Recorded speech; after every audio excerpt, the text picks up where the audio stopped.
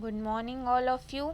आज हम बात करेंगे central teacher eligibility test CTET के साइंस पेपर के बारे में। तो जैसा कि आप सब जानते होंगे कि साइंस में जो हमारे टोटल 30 क्वेश्चंस पूछे जाते हैं, जिनमें से जो 20 क्वेश्चन होते हैं वो साइंस के होते हैं और जो 10 क्वेश्चंस होते हैं वो पेडालॉजी को लेकर होते हैं। ठीक है, ये सब आपको पता होगा इस एग्ज़ाम के बारे में। तो आज का हम जो टॉपिक देखेंगे वो हमारा होगा आज नॉर्मल साइंस के बारे में आज हम पढ़ेंगे। और आज हम इसकी टॉपिक ले रहे हैं मापन और गति के बारे में। होप आप सब इस टॉपिक से परिचित होंगे ही, लेकिन हम देख लेते हैं कि आज हम किस किस टॉपिक के बारे में बात करेंगे। आज हम बात करेंगे मापन की, मापन संबंधी कुछ शब्दावली, इकाई पद्धतियाँ, विमाएँ, और बात करेंगे गति, एक समान और असमान गति, गति के प्रकार, गति संबंधी शब्दावली। ये सब टॉपिक हैं जिसे हम अपने आज के सेशन में कवर करेंगे। अगर आपने अभी तक हमारे चैनल को सब्सक्राइब नहीं किया है तो प्लीज़ सब्सक्राइब कीजिए ताकि आपको आने वाली अपकमिंग वीडियोस की नोटिफिकेशन मिल सके। तो हम पहले सरल शब्दों में समझने की कोशिश करते हैं कि मापन होता क्या है। मापन जो होता है, आप जितने भी यहाँ इस दुनिया में जितने भी आप ऑब्जेक्ट देखते होंगे या कोई भी आप पदार्थ देखते हैं या कोई वस्तु देखते हैं तो उसकी एक मेज़रमेंट होती है, मतलब उसकी एक लंबाई होती है, एक चौड़ाई होती है, एक आयतन होता है, एक घनत्व होता है। ठीक है, तो इसी ये जो निश्चित आयतन, घनत्व, लंबाई, चौड़ाई की वस्तु होती है, इसका ही मापन किया जाता है और मापन में हम इसी के बारे में ही पढ़ेंगे। ठीक है, तो हम सबसे पहले इसकी डेफिनेशन देख लेते हैं कि मापन का अर्थ क्या होता है। मापन का अर्थ है कि किसी अज्ञात राशि से ज्ञात राशि की तुलना करना। वो राशि जिसका हमें मान नहीं पता है उससे उस राशि जिसका मान हमें पता है उसकी तुलना करना ही हमारा मापन कहलाता है। ठीक है, किसी मापन के परिणाम को एक संख्या या उससे संबंधित मात्रक द्वारा व्यक्त किया जा सकता है। जैसे आप मापन को समझने के लिए देख लीजिए कि मापन जो होता है वो किसी भी चीज़ का मापन इक्वल जो होता है वो पहला जो उसका पार्ट रहता है वो नंबर को डिनोट करता है और सेकंड जो पार्ट रहेगा उसका वो यूनिट को दिखाएगा, मतलब इकाई को। पहला जो रहेगा वो संख्या दिखाएगा और दूसरा जो रहेगा वो यूनिट दिखाएगा।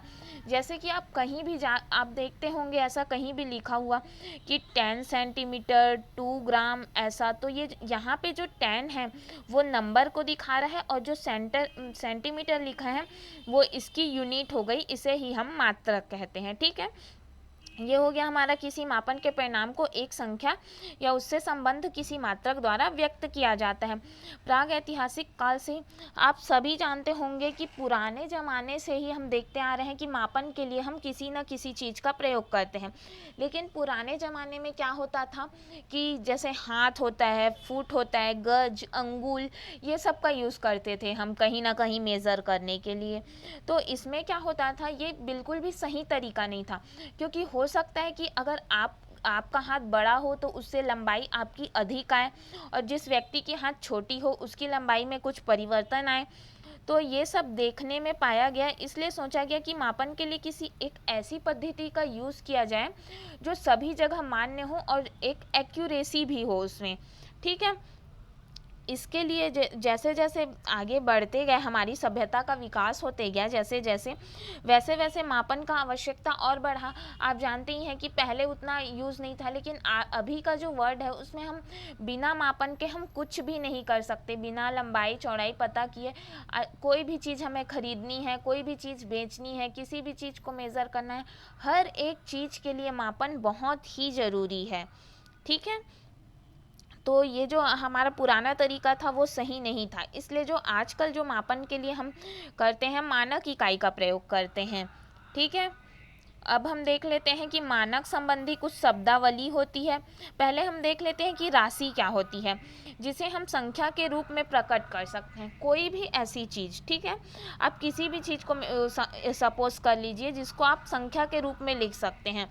जैसे कि अगर मैं आपसे पूछूं कि कोई जगह है उसकी दूरी कितनी होगी, तो आप बताएंगे कि 10 किलोमीटर।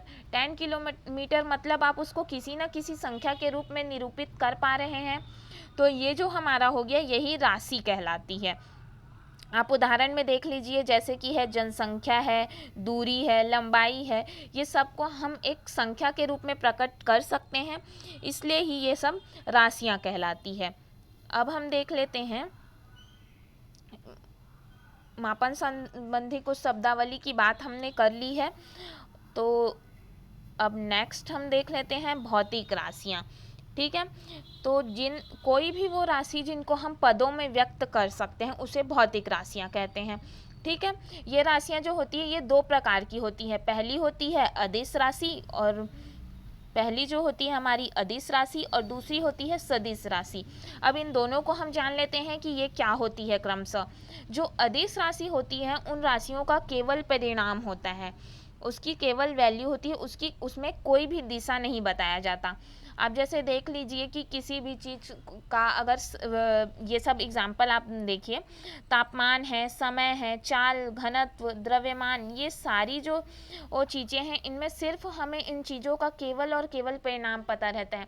हमें उसकी दिशा पूछेंगे तो हमें उसमें ये दिशा नहीं बताया जाता। जैसे किसी भी चीज़ का द्रव्यमान है, अगर आपसे पूछा जाए कि उसकी कोई दिशा, तो आप बता पाएंगे क्या? नहीं, बस वो उसके द्रव्यमान मतलब आप उसका भार ही बता पाएंगे। तो ये जो होता है हमारा ये अदिश राशि होता है। उसी प्रकार हम देख लेते हैं अब कि सदिश राशि क्या होती है। तो वो भौतिक राशियाँ जिनका परिणाम और दिशा दोनों होता है। जैसे पहले में हमने देखा, क्या देखा कि उसमें सिर्फ और सिर्फ परिणाम होगा, लेकिन जो दूसरा हमारा है सदिश राशि, इसमें परिणाम और दिशा दोनों होंगे। जैसे कि वेग है, विस्थापन है, त्वरण है, बल। जैसे आप जानते ही होंगे कोई भी चीज़ अगर वेग से जा रही है तो हमें पता ही होगा कि वो किस दिशा में जा रही है। हम जाते देखेंगे किसी भी चीज़ का विस्थापन है, मतलब कोई वस्तु अगर एक स्थान से दूसरे स्थान तक जा रही है तो हमें पता ही होगा कि वो किस दिशा में जा रही है। मतलब ये जो सदिश राशियाँ होती हैं उनकी हमें दिशा पता होती है, ये हमारी सदिश राशियाँ कहलाती है। अब हम देख लेते हैं इकाई मात्रक। ठीक है, किसी राशि के माप के लिए उसी राशि की जिस निश्चित परिणाम को मानक मान लेते हैं हम, वो ही जो होता है इकाई मात्रक कहलाता है। इकाई मात्रक जो होता है हमारा दो प्रकार का होता है, पहला मूल मात्रक हो गया और दूसरा व्युत्पन्न मात्रक। अब हम इसके बारे में जान लेते हैं कि ये क्या होती है।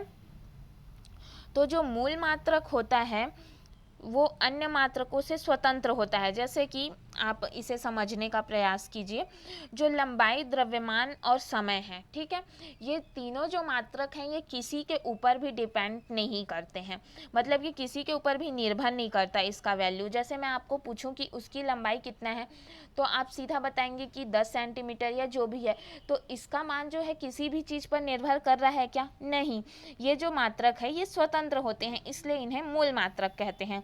और वहीं जब हम व्युत्पन्न मात्रक की बात करते हैं तो ये जो भौतिक राशियां हैं वो दो या दो से अधिक मूल इकाइयों में व्यक्त करना ही व्युत्पन्न मात्रक कहलाता है। जैसे बल, दाब, कार्य इत्यादि। और बल, दाब, कार्य जो रहता है वो कहीं ना कहीं मूल मात्रक के ऊपर डिपेंड करता है। ठीक है, जैसे कि मैं अगर पूछूं कि अगर आप यहीं पे ले लीजिए, अगर आप किसी भी चीज़ की घनत्व की बात करें या कोई भी चीज़ की बात करें तो उसमें हमें उसका द्रव्यमान पता होना चाहिए, उसकी लंबाई पता होनी चाहिए या समय पता होना चाहिए। तो उसी तरह अगर बल, दाब, कार्य किसी भी चीज़ का हमें एक फॉर्मूला या निकालना है या उसके बारे में जानना है कि इसमें कितना लगा बल या कितना दाब है, तो उसके लिए हमें मूल मात्रक मतलब लंबाई, समय और द्रव्यमान में से किसी न किसी एक की ज़रूरत पड़ेगी ही। मतलब कहीं ना कहीं व्युत्पन्न मात्रक मूल मात्रक के ऊपर डिपेंड करता है। ठीक है, अब हम देख लेते हैं इकाई पद्धतियाँ। इकाई पद्धतियाँ जो होती है वो 3 प्रकार की होती है।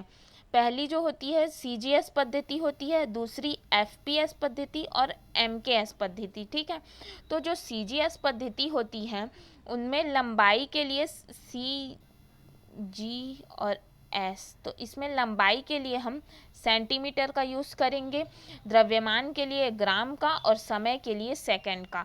ये हो गई हमारी CGS पद्धति।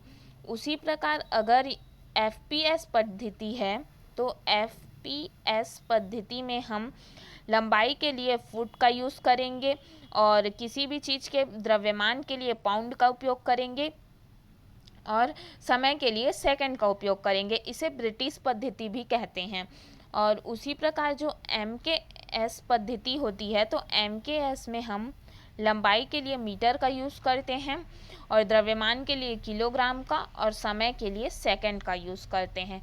ये हो गया हमारी तीनों पद्धति।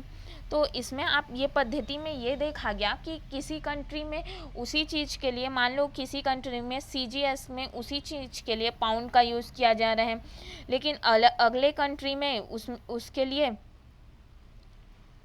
जो है हम वो, मतलब आप इसे एक बार और समझने की कोशिश कीजिए, सॉरी। CGS में हम उसी चीज़ के लिए अगर ग्राम का यूज़ कर रहे हैं, तो FPS में हम किसी अगले कंट्री में उसके लिए पाउंड का यूज़ किया जा रहा है, और वहीं किसी अगले कंट्री में हम KG का यूज़ कर रहे हैं। लेकिन हमें मेज़र क्या करना है, हम द्रव्यमान की ही बात कर रहे हैं, लेकिन अलग अलग कंट्री में उसके लिए अलग अलग यूज़ किया जा रहा है, ठीक है। तो इससे जो होता है इंपोर्ट एक्सपोर्ट, मतलब आयात और निर्यात का जो कार्य होता था, उसमें बहुत कठिनाई होती थी। किसी भी कंट्री को पहले समझना पड़ता था कि वो उनकी डिमांड किस में है, उसके बाद इधर उनको चेंज करना पड़ता था, उसके बाद चेंज करके फिर भेजना पड़ता था, इसलिए ये बहुत लॉन्ग टर्म हो रहा था। तो इसके लिए सबने सोचा कि एक ऐसी इकाई का प्रयोग किया जाए जो पूरे वर्ल्ड में मतलब एक ही हो, उसके लिए एक ही चीज़ का यूज़ किया जाए। तो इसके लिए हमने यूज़ किया अंतर्राष्ट्रीय मात्रक पद्धति का, ठीक है। अब आपको समझ आ ही गया होगा कि अंतर्राष्ट्रीय मात्रक पद्धति की आवश्यकता क्यों पड़ी, क्योंकि जो जितनी भी कंट्री थी सब जगह अलग अलग यूज़ किया जा रहा था, जिससे जो आयात निर्यात का काम था उसमें बहुत कठिनाई आ रही थी। इसलिए सब ने ये डिसाइड किया कि कोई ऐसी यूनिट हम देखें जो सभी ही जगह मान्य हो। तो इसके लिए हमने अंतर्राष्ट्रीय मात्रक पद्धति या SI यूनिट का वो किया। SI यूनिट जो होती है वो टोटल 9 होती है, 7 + 2। जो 7 होती है वो 7 यूनिट होती है, और जो 2 है वो सप्लीमेंट्री यूनिट होती है। सप्लीमेंट्री यूनिट मतलब संपूरक मात्रक होते हैं, जो 2 हमारे होते हैं। होप आपको समझ आया होगा इतना तक। अब बात करते हैं हम कुछ भौतिक राशि और उसके SI मात्रक और प्रतीक की। तो सबसे पहले हम देख लेते हैं लंबाई जो होता है उसका SI मात्रक मीटर और प्रतीक में स्मॉल m आएगा। द्रव्यमान का किलोग्राम और स्मॉल kg।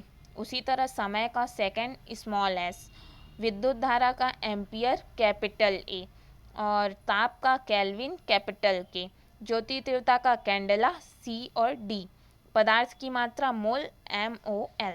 संपूरक मात्रक जो 2 हैं वो हो गया, पहला समतल कोण जिसका प्रतीक है रेडियन, और ठोसी कोण जिसका प्रतीक है स्टेरेडियन। आप ये सब राशि से कहीं ना कहीं आपका संबंध होगा ही, और आप जानते ही होंगे कि ये सब क्या होते हैं। लंबाई भी आप जानते होंगे, द्रव्यमान भी, समय भी, विद्युत धारा, ताप, ये सारी चीज़ें आप जानते होंगे। पदार्थ की मात्रा मोल का भी हमने केमिस्ट्री में यूज़ किया है, इससे भी हम जानते ही हैं। और हम ये देख लेते हैं कि समतल कोण क्या होता है। समतल कोण जो होता है हमारा, वो किसी समतल पर बनता है, ठीक है। सपोज एक ये है, ये एक हमारा डायग्राम है, तो ये जो हमारा हो गया L, ये जो हमारा हो गया R हो गया, ये ठीक है। यहाँ पे जो कोण बनेगा वो समतल कोण है, ठीक है। समतल कोण समतल पर ही बनता है, ये आप याद रखिएगा। और उसी प्रकार जो ठोसी कोण होता है वो उसका ऐसा रहता है कि वो एक कोई भी चीज़ यहाँ पे जहाँ बिंदु पर मिल रहे हैं, और यहाँ पे जो कोण बनेगा, ठीक है, ये जो कोण आपको दिख रहा है ये हमारा समतल कोण है, ये ठोस पर ही बनता है। इसका फॉर्मूला इधर L² और इधर R²। होप आपको ये दोनों कोण के बारे में भी पता चल गया होगा, सारी राशियों के बारे में।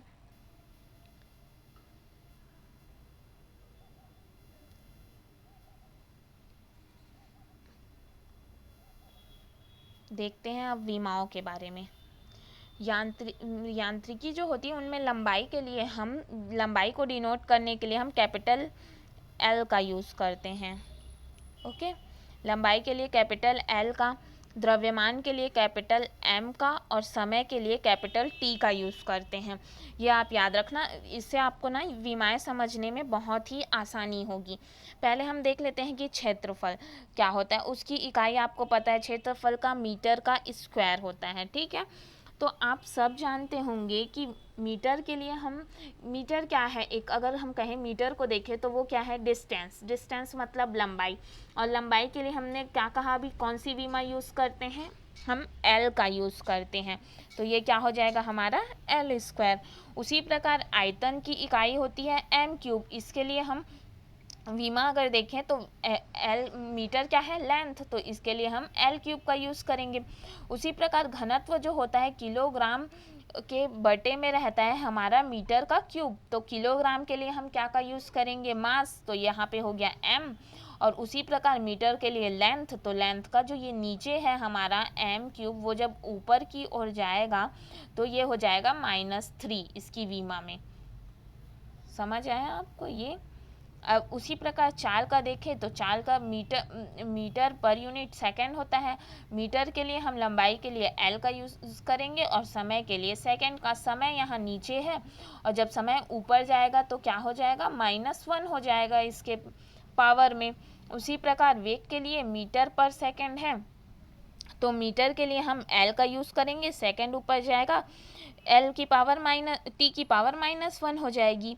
त्वरण का हम देखें तो त्वरण की इकाई होती है मीटर पर सेकंड का स्क्वायर, तो मीटर के लिए लेंथ एल का यूज़ किए, सेकंड का स्क्वायर जब ऊपर की ओर जाएगा तो टी की पावर -2 हो जाएगी। उसी प्रकार बल के लिए किलोग्राम मीटर पर सेकंड का स्क्वायर का यूज़ किए, ठीक है।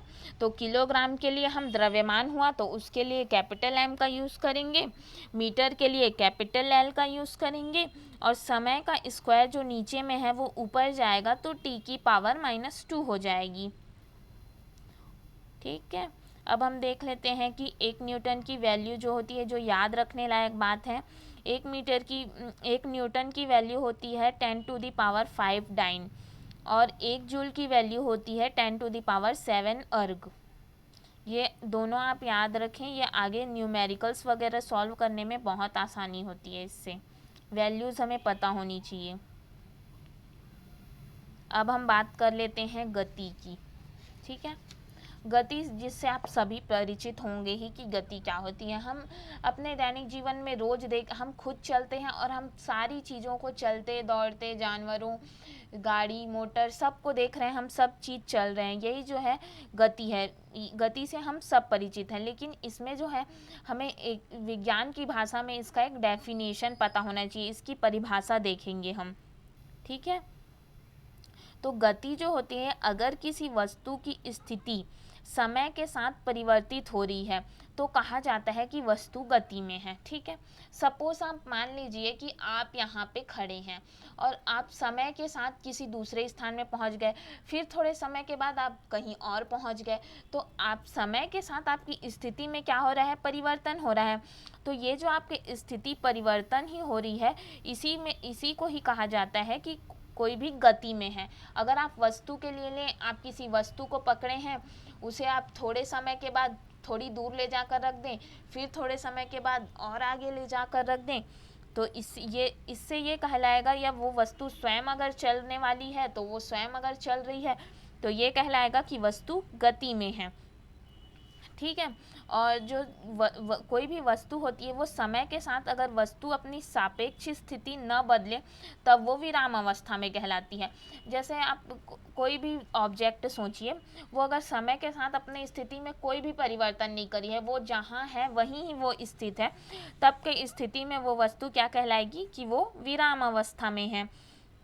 अब देखते हैं एक समान और असमान गति को।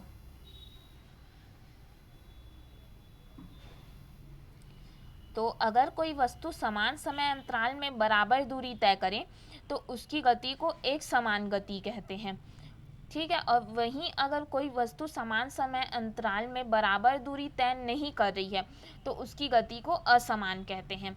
और जो प्रकृति में हम जो नेचर में पाते हैं, उसमें जो अधिकांश गति रहती है वो असमान ही गति होती है।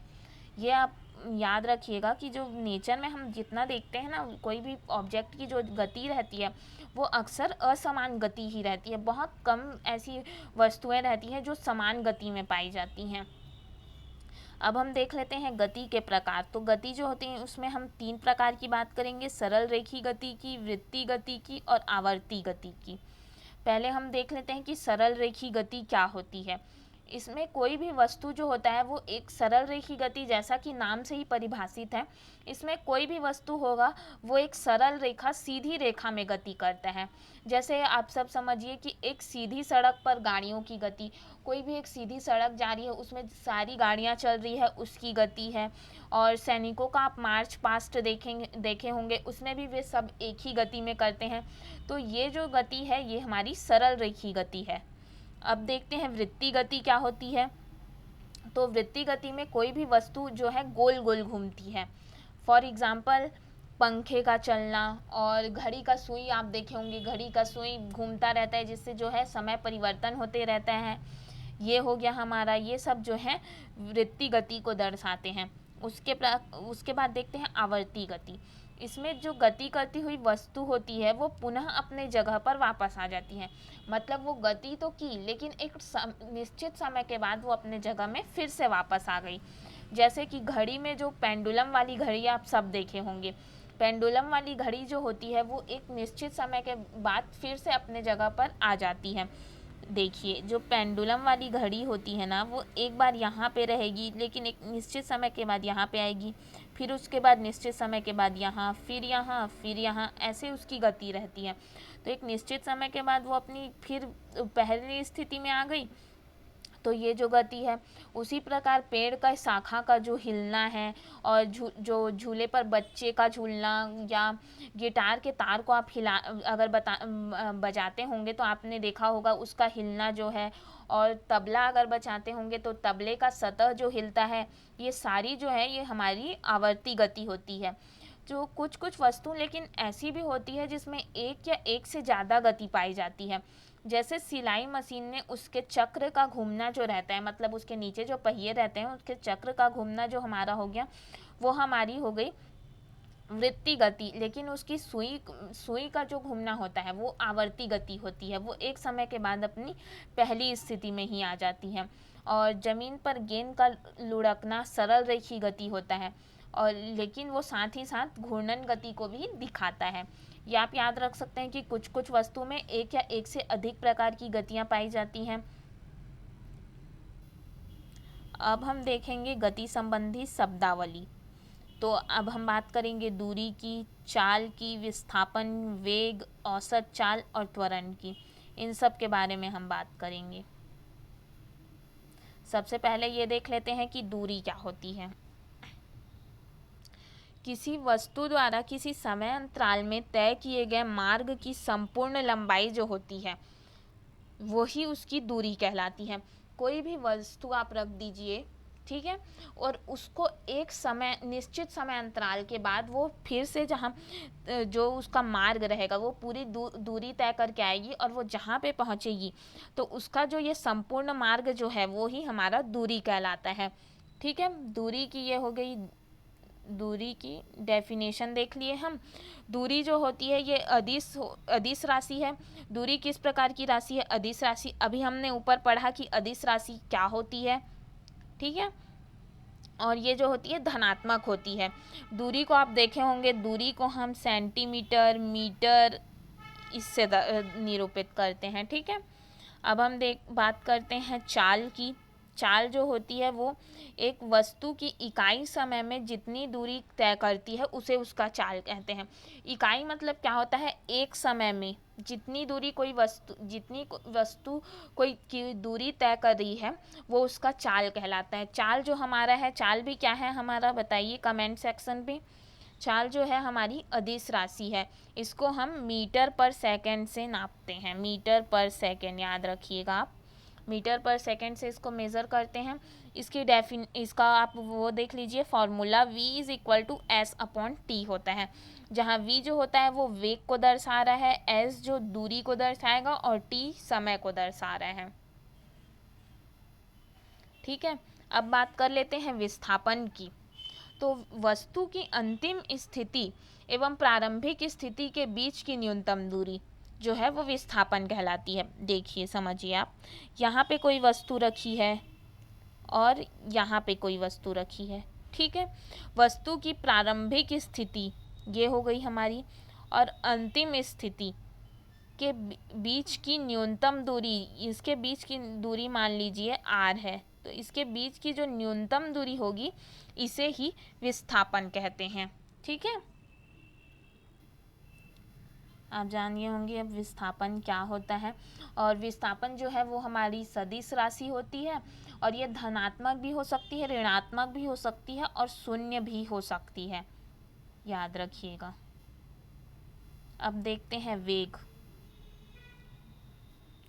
वेग जो होता है कोई भी वस्तु है उसके इकाई समय में किसी निश्चित दिशा में जितना दूरी तय करता है। ठीक है, यहाँ पे वेग का बात हो रहा है, तो वेग में रहेगा वो इकाई समय में एक निश्चित दिशा, यहाँ पे निश्चित दिशा बोला है ना, ये आप डिफरेंस देखते जाइएगा कि किस में क्या क्या अंतर आ रहा है, ताकि आपको डेफिनेशन याद करने में आसानी हो। तो ये निश्चित दिशा में जितना दूरी तय करेगा, मतलब जितना विस्थापित होगा, उसे ही वेग कहेंगे हम। जैसे कोई निश्चित, यहाँ पे कोई वस्तु है वो एक निश्चित दिशा में जा रही है, और उसके बाद जो ये दूरी तय करेगी, तो ये दूरी ही जो है वो उसकी वेग कहलाएगी। ठीक है, तो वेग जो है हमारी, वेग भी हमारी क्या है, सदिश राशि है। ये धनात्मक, ऋणात्मक और शून्य भी हो सकती है। वेग और विस्थापन दोनों धनात्मक, ऋणात्मक और शून्य हो सकते हैं। अब बात करते हैं औसत चाल की। अगर वस्तु विभिन्न चाल, कोई चाल ले लीजिए, पहला है v1 और v2, ठीक है, समान दूरी अगर तय कर रही है तो उसके चाल का जो हमारा फॉर्मूला है वो ये हो जाएगा 2v1v2 upon v1 plus v2। और वहीं अगर कोई वस्तु विभिन्न चाल v1 और v2 से समान समय तक चलती है, तब उसकी औसत चाल के ये फॉर्मूला में जो डिफरेंस आया है वो क्या है, यहाँ पे हमने 2 यूज़ किया है और यहाँ पे 2 का यूज़ नहीं किया है हमने। ठीक है, ये फॉर्मूला आप याद रखिएगा, न्यूमेरिकल सॉल्व करने में बहुत हेल्प होगी इससे। अब बात कर लेते हैं हम त्वरण की। ठीक है, किसी वस्तु के वेग परिवर्तन की दर को उस वस्तु का त्वरण कहते हैं। आप सब हो सकता है आप इसे जानते भी होंगे ये त्वरण क्या होता है, लेकिन क्या है, जब हम न्यूमेरिकल सॉल्व करते हैं या जब कोई क्वेश्चन पूछे जाते हैं तो उस समय हमें ये सारे डेफिनेशन याद होंगे तो ही हम सॉल्व कर पाएंगे, इसलिए ये सब बेसिक हमें याद होना बहुत ज़रूरी है। किसी वस्तु के वेग परिवर्तन के दर को ही हम उस वस्तु का त्वरण कहते हैं। त्वरण को हम जो त्वरण के मापने के लिए हम किसका यूज़ करते हैं, त्वरण की यूनिट बताइए आप हमें, मीटर पर सेकंड का स्क्वायर होता है। ठीक है, मीटर पर सेकंड का स्क्वायर का हम यूज़ करते हैं इसके लिए। अगर वेग का परिणाम समय के साथ, मान लीजिए कि कोई वस्तु है उसका वेग जो है समय के साथ बढ़ते जा रहा है, ठीक है, तो वो धनात्मक त्वरण होता है। मान लो कोई वस्तु है वो गति कर रही है और समय के साथ उसका वेग, मतलब उसकी जो चाल है, स्पीड है, बढ़ते जा रही है, तो वो धनात्मक त्वरण कहलाता है। और अगर उसके में कमी आई, मतलब वो पहले तो बहुत तेज़ जा रहा था लेकिन धीरे धीरे बहुत कम होते गया, मतलब कमी आती गई, तो वो जो होता है हमारा ऋणात्मक त्वरण कहलाता है। ठीक है, अब हम इस जो त्वरण को हम, जो ऋणात्मक त्वरण जो होता है, मतलब जो उसके कमी आते जाती है उसमें चाल में, वो उसे हम मंदन भी कहते हैं, याद रखिएगा ना, मंदन भी कहते हैं त्वरण को ही हम। अब देखते हैं चाल मापी और पथ मापी। ये बस हमने आपके नॉलेज के लिए ये दोनों को रखा है। जो चाल मापी का आपने देखा होगा कि ये मीटर गाड़ियों के डैशबोर्ड में लगा होता है और इसमें किलोमीटर पर हावर दिखाता है, मतलब 1 घंटे में हमने कितनी दूरी तय की, ये बताता है चाल मापी। और जो पथ मापी होता है ये भी मीटर गाड़ी के डैशबोर्ड पर ही लगा होता है, लेकिन ये सिर्फ और सिर्फ हमें किलोमीटर बताता है, हमने कितना दूरी तय किया बस ये बताता है हमें, ये हमने कितने घंटे में तय किया ये नहीं बताता। तो ये हो गया हमारा चाल मापी और पथ मापी में डिफरेंस। होप आपको आज का हमारा सेशन समझ आया होगा। आगे के सेशन में हम जो देखेंगे वो हम ग्राफ के बारे में बात करेंगे, जो दूरी समय ग्राफ और वेग समय ग्राफ, ये सब ग्राफ होते हैं उनके बारे में बात करेंगे। आज के लिए बस इतना ही काफ़ी है। और अगर आपको कोई भी डाउट हो, कहीं पे भी आपको समझ नहीं आ रहा हो, तो आप हमें कमेंट सेक्शन में बताइए, हम आपकी पूरी मदद करेंगे। और अगर कोई भी प्रॉब्लम हो तो आप हमें ईमेल भी कर सकते हैं। Thank you.